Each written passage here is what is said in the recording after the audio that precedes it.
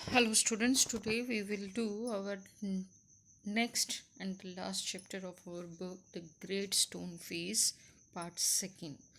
जैसे कि part one में हमने पढ़ा था कि अर्नेस्ट जो है वो वेट कर रहा था कि कोई एक इंसान ऐसा ज़रूर रहेगा जो उसकी मदर ने कहा है या कहावत है कि वो देखने में बिल्कुल ग्रेट स्टोन फेस जैसा होगा, और वो उसी का इंतज़ार कर रहा है. समय बीतता गया आगे भी, and many years passed. Ernest was now a man of middle age, और अर्नेस्ट जो था वो अब एक मिडल एज में पहुंच चुका था. To his neighbors, who never suspected that he was anything more than an ordinary family face. Neighbours जो थे उन्होंने कभी मतलब कि हाँ, होता है ना, जब इंसान हमारे साथ रहता है तो हम इतना उसके फेस पे या उसकी बॉडी पे इतना ध्यान नहीं देते, बट वो कभी काफ़ी दिनों बाद मिलते हैं तो हम उसको कहते हैं कि चेंजेस आ गई हैं. तो more than an ordinary family face की तरह ही उसको देखते थे. He was only a humble and hard working दो थॉटफुल पर्सन. अब मिडिल एज में आ गया था तो थोड़ा समझदार भी हो चुका था और अच्छी बातें भी करता था, तो वो एक हार्ड वर्किंग और एक हम्बल अच्छे इंसान की तरह, उसके थॉट्स जो थे वो काफ़ी अच्छे लगते थे लोगों को सुनने में. तो इस तरह का एक पर्सन, वो एक जेंटल पर्सन की तरह उसको देखते थे. But what about the old prophecy, लेकिन पुरानी कहावत का क्या? What it was it ever fulfil, क्या कभी वो फुलफिल हुई? वो हम इस चैप्टर के अंदर आज पढ़ेंगे. Let us read and find out कि हुआ क्या. The years hurried on and brought white hairs upon the head of Ernest. अब मिडिल एज में जब इंसान आ जाता है तो बाल जो हैं वो वाइट होने शुरू हो जाते हैं. तो इसी तरह से अर्नेस्ट के सिर पे भी बाल जो थे वो अब वाइट होने लग गए थे, वाइट हो गए थे. And made wrinkles across his forehead and furrows in his cheeks. और जो चिक्स, जो गाल होते थे जो पहले बहुत ज़्यादा भरे हुए थे, अब वो थोड़े से कमज़ोर होने लग गए, रिंकल्स पड़ने लग गई थी फोरहेड के ऊपर. He was an old man, और वो दिखता था बिल्कुल ओल्ड मैन की तरह. But not in when had he grown old. But जो उसका ये जो मतलब कि मिडिल एज में ये पहुंचा, ये व्यर्थ नहीं गया. More numerous than the white hairs on his head were the wise thoughts in. बाल ज़रूर सफ़ेद हो गए बट उसके थॉट्स जो थे वो काफ़ी फेमस हो गए, because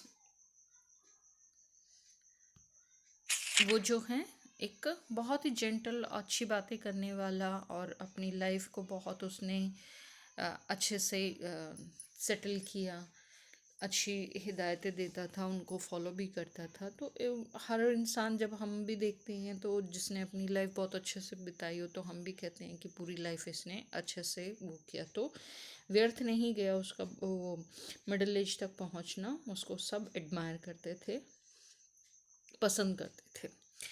and Ernest had chose to be obscure, unsought for, undesired, and come the fame which so many seek.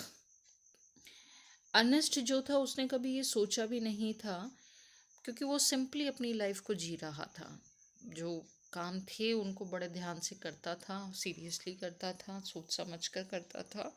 तो उसने ये नहीं सोचा था कि वो इतना मतलब कि उसको एडमायर किया जाएगा. बट आफ्टर ऑल उस के जो काम करने के तरीके थे, लोग उनके एग्जाम्पल्स देते थे आसपास में भी, तो वो एक प्रसिद्ध इंसान बन गया था. He had become famous beyond the limits of the valley. College professors and even the active men of cities came from far to see and converse with Ernest. College के प्रोफेसर्स भी आते थे, कुछ एक्टिव मैन्स जो cities में रहते थे वो भी उसके पास आते थे उससे कन्वर्जेशन करने के लिए, बातचीत करने के लिए. And he received them with gentle sincerity and spoke freely with them of whatever came uppermost or lay deepest in his heart or their own. वो भी उन इंसानों से जब भी कोई आता था तो बड़ा जेंटली उनसे बातें करता था, सभ्यता के साथ, और बहुत अच्छे से दिल से उनसे बातें करता था। क्योंकि देखो, इंसान जब दिल से बात करता है तो हमें भी पता चल जाता है, तो हम भी खुलकर बात कर पाते हैं। लेकिन जब हम फॉर्मेलिटीज़ में आ जाते हैं, या कई बार होता है कि सिर्फ हम दिखावे के लिए बैठ गए हैं, तो वो हमारे हाव भाव से पता चल जाता है। तो वो बहुत सिंसियरली उनसे मिलता था, तो लोगों को भी उनसे आकर बात करना बहुत अच्छा लगता था, क्योंकि वो अपने दिल के अंदर से बात करते थे सबके साथ। While they talked together, his face would brighten. क्योंकि जब भी वो बात करता था लोगों से, हमारे घर में भी कोई आता है तो हमारे फेस पे एक जो दिल से खुशी होती है जब हम दोस्तों से मिलते हैं। कई बार आपने भी फील किया होगा, कुछ लोगों से मिलना हमें बहुत पसंद होता है, लेकिन कुछ से हम मिलते हैं तो फॉर्मेलिटी करते हैं कि ओह, आ गया घर में, ठीक है, एक वैसी स्माइल दे दी। तो ये जो है, इसके फेस पर एक चमक आ जाती है जब भी हम अपने किसी दिल से छुए हुए इंसान से मिलते हैं तो। बट वो हर किसी से ऐसे ही मिलता था। Unawares and shine upon them as with a mild evening light. और वो चमक ऐसी होती थी जैसे शाम के टाइम पर आप बल्ब वगैरह चलाते हैं, लाइट जलाते हैं ना, तो वो अलग से एक अट्रैक्ट करने वाली लाइट होती थी। While Ernest had been growing old, अब वो धीरे धीरे अपने बुढ़ापे की तरफ बढ़ रहा था। God had granted a new poet to this earth. He too was a native of the valley, but had spent the greatest part of his life in distant cities. वो अपने बुढ़ापे की तरफ बढ़ रहा था। गॉड ने एक ऐसा पोइट दिया था अर्थ को, वो भी उसकी नेटिव वैली भी यही थी, बट उसने अपना मोस्टली टाइम जो था वो थोड़ी सी दूर जो सिटी थी वहाँ पर स्पेंड किया था, pouring out his sweet music everywhere. और उसने अपना जो स्वीट पोइट, अपनी कविताओं का जो मधुर म्यूज़िक था, वो हर जगह फैलाया हुआ था। Neither was the great stone face forgotten. इसके साथ साथ हम ग्रेट स्टोन फेस को भी नहीं भूल सकते, for the poet had celebrated it in a poem. तो वो भी नहीं भूला था, और ग्रेट स्टोन फेस को भी उसने याद कर कर काफ़ी सारी पोएम्स जो हैं वो लिखी थी। The songs of this poet found their way to Ernest. जब भी ये कविताओं से ही क्योंकि गाने बनते हैं, तो जब भी गाया जाता था तो उसका जो रास्ता था वो हमेशा अर्नेस्ट की तरफ जाता था। He read them after his customary talk, seated on the bench before his cottage door. As he read, he lifted his eyes to the mountain. तो अर्नेस्ट है वो भी इनसे अछूता नहीं रहा, वो भी इनको पढ़ता था, यूजुअली पढ़ता था। वो अपना वर्क ख़त्म करने के बाद वो बेंच पर बैठ जाता था कॉटेज के बाहर, जो उसके घर के बाहर था, और वहाँ से वो क्या करता था, वो पोएम्स पढ़ता था, और अपनी आंखें उठाकर वो कई बार माउंटेन को भी देख लेता था, जो उसकी शुरू से आदत थी। O great stone face, he said, is not this man worthy to be your likeness. तो और वो ग्रेट स्टोन फेस से बातें भी करता था, तो कहता था, क्या ये आदमी बिल्कुल तुम्हारे जैसा नहीं है? The face seem to smile but did not answer.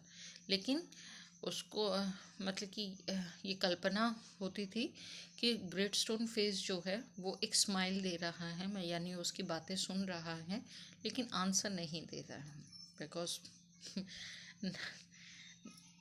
पहाड़ कभी आंसर नहीं देता, बट उसको फील हो रहा है कि हाँ, वो उसकी बातें सुनता है और स्माइल कर रहा है या अपने एक्सप्रेशंस दे रहा है। Now, it happened that the poet, though he lived so far away, had not only heard of Ernest but had thought much about his character and wished to meet this man whose wisdom walked hand in hand with the noble simplicity of his life. अब जो poet था वो भी Ernest को के बारे में उसने भी काफ़ी कुछ सुना था, उसके कैरेक्टर के बारे में, उसकी जो खुशी से मिलता था वो लोगों के साथ उसके विजडम के बारे में, उसके सिद्धांतों के बारे में, तो काफ़ी कुछ मतलब कि उसकी लाइफ के बारे में उसने भी सुना हुआ था.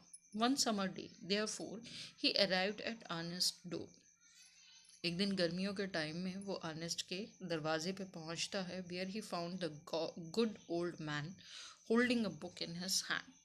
एक बूढ़ा इंसान, मतलब कि ज़्यादा बूढ़ा भी नहीं लेकिन बूढ़ा इंसान अपने हाथ में बुक लेकर बैठा हुआ है. Which he read and then with a finger between the leaves. वो उस बुक को पढ़ रहा है. जहाँ पे वो पढ़ रहा है वहाँ पे फिंगर लगाई हुई है. और बीच बीच में वो क्या कर रहा था, क्योंकि वो ग्रेट स्टोन फेस को भी देखता रहता था, तो between the leaves looked lovingly at the great stone face. और बड़े प्यार से वो ग्रेट स्टोन फेस को देख रहा है. तो जब वहाँ पे पोइट पहुँचा तो उसने उसको विश किया, गुड इवनिंग किया. And said the poet, can you give a traveller a night shelter. क्या तुम यात्री को एक रात सद एक रात के लिए मतलब कि शेल्टर दोगे, मतलब कि रहने का ठिकाना दोगे. ग्लैंडली answered Ernest. And then he added, smiling, I think I never saw the great stone face look so hospitably at a stranger. तो ग्लैडली मतलब खुशी से, क्यों नहीं.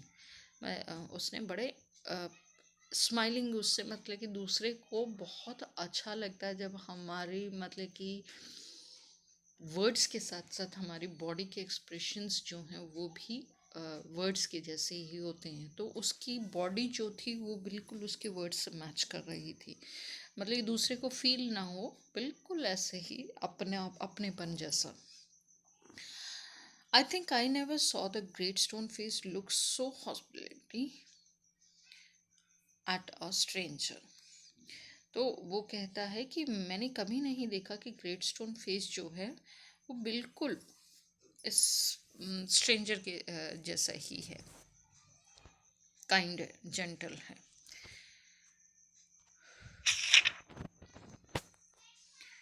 सो तो ये देखो, ये यहाँ पर ये बातें कर रहे हैं.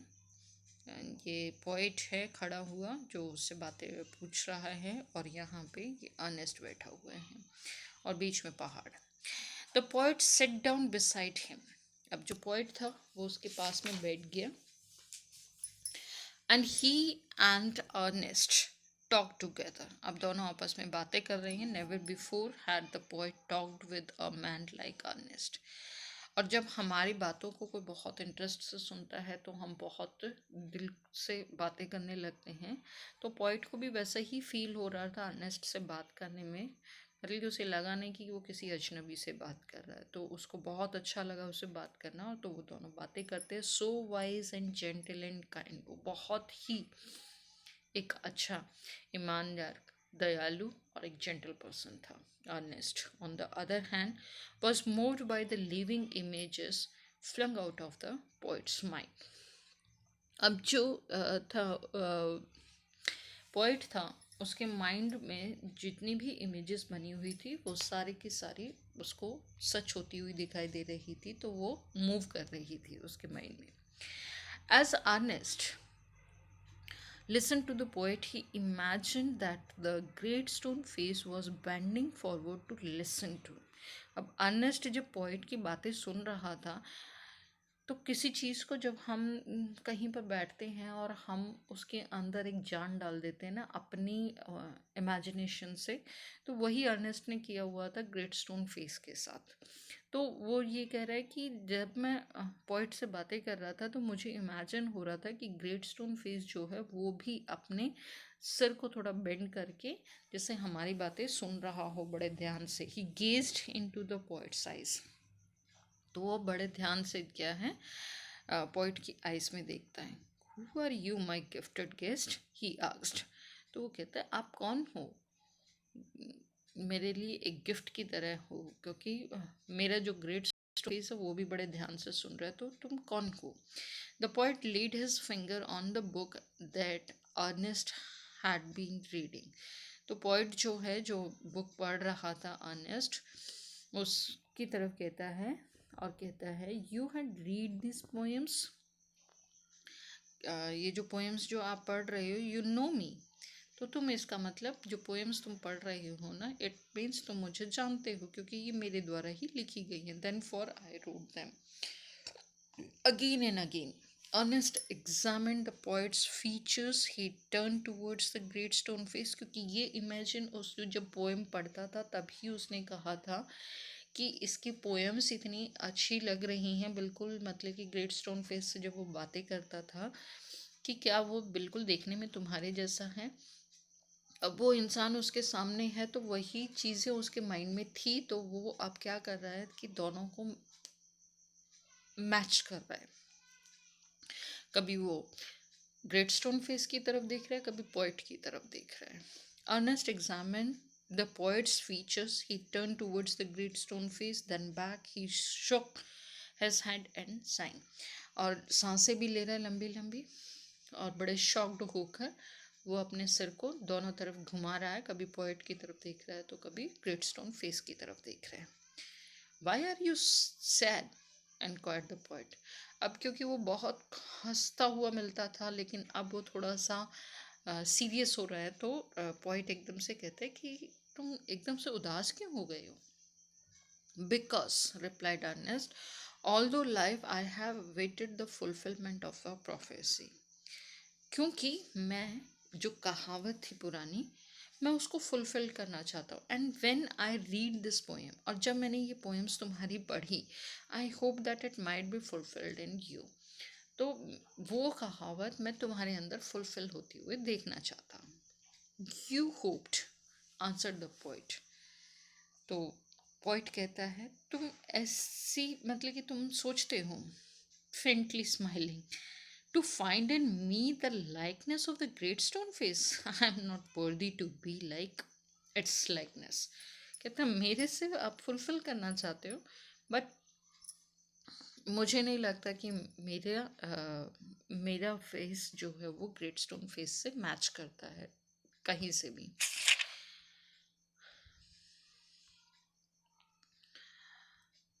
So, and why not? Asked Ernest. He pointed to the book. Are not those thoughts worthy? तो कहता है क्यों नहीं, क्या ये जो बुक्स के अंदर तुमने जो ये वर्ड्स लिखे हुए हैं, क्या ये वर्दी नहीं है, क्या ये इसके लायक नहीं है।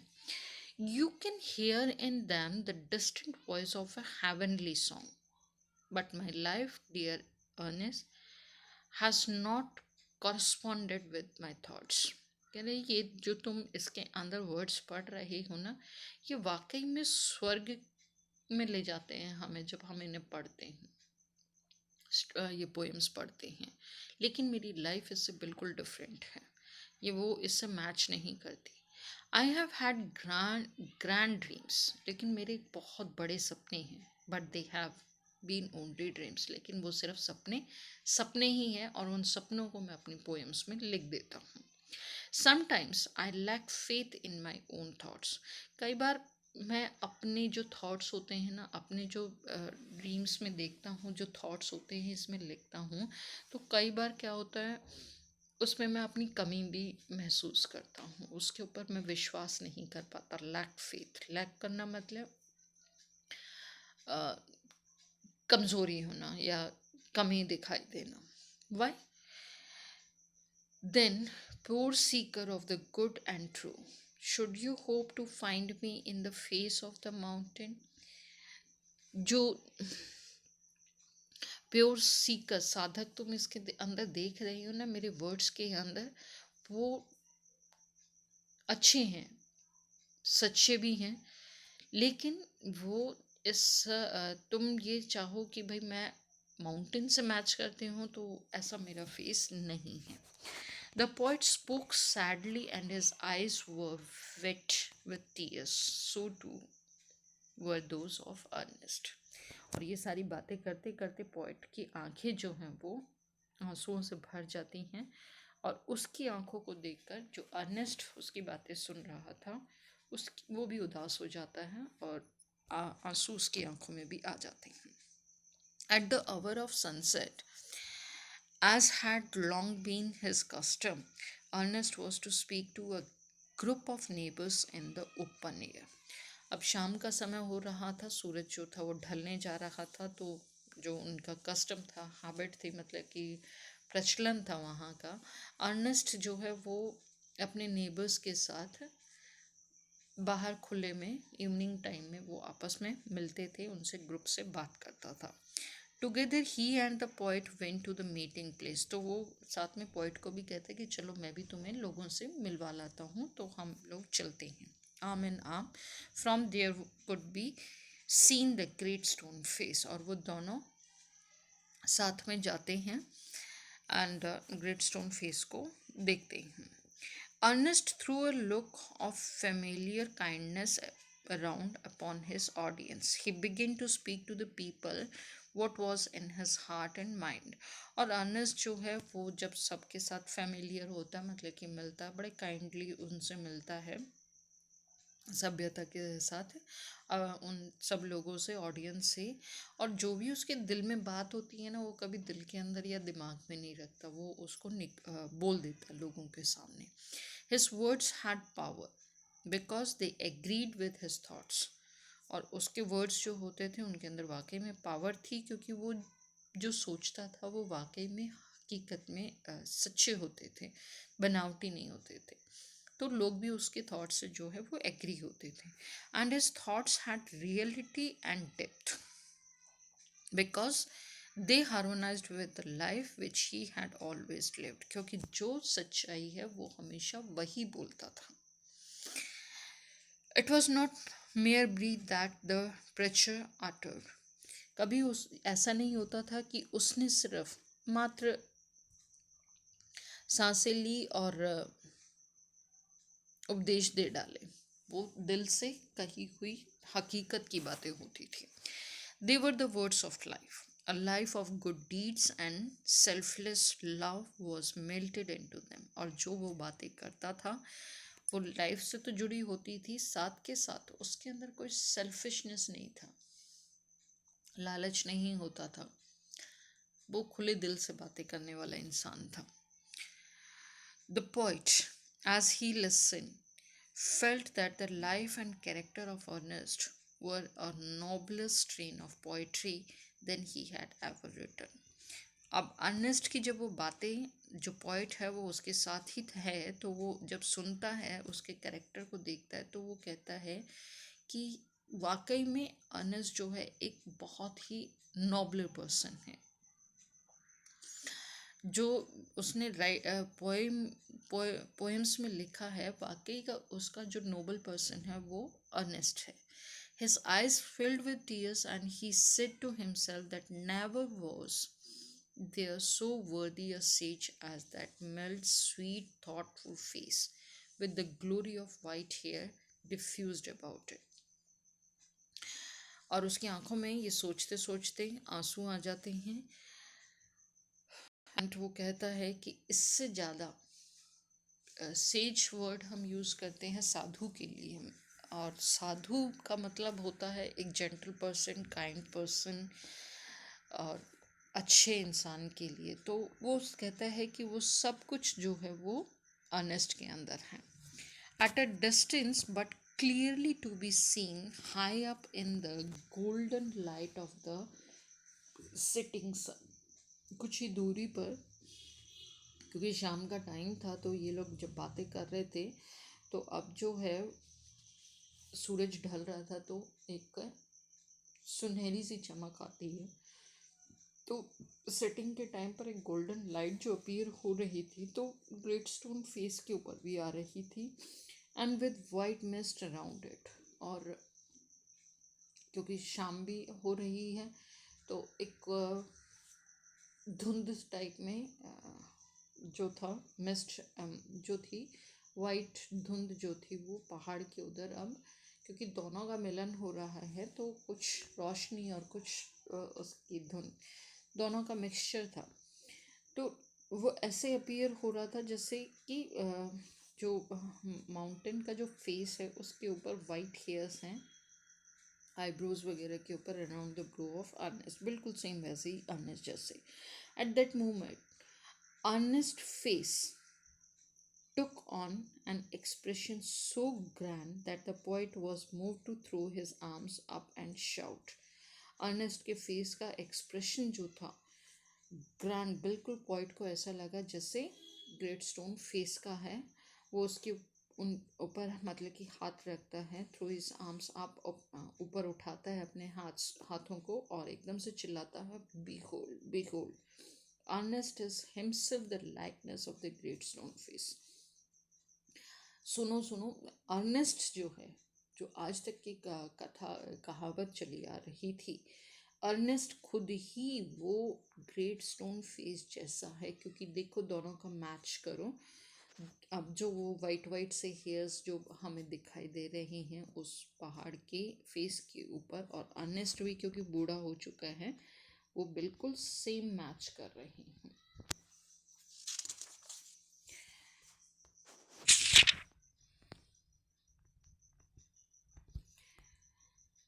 Then all the people looked.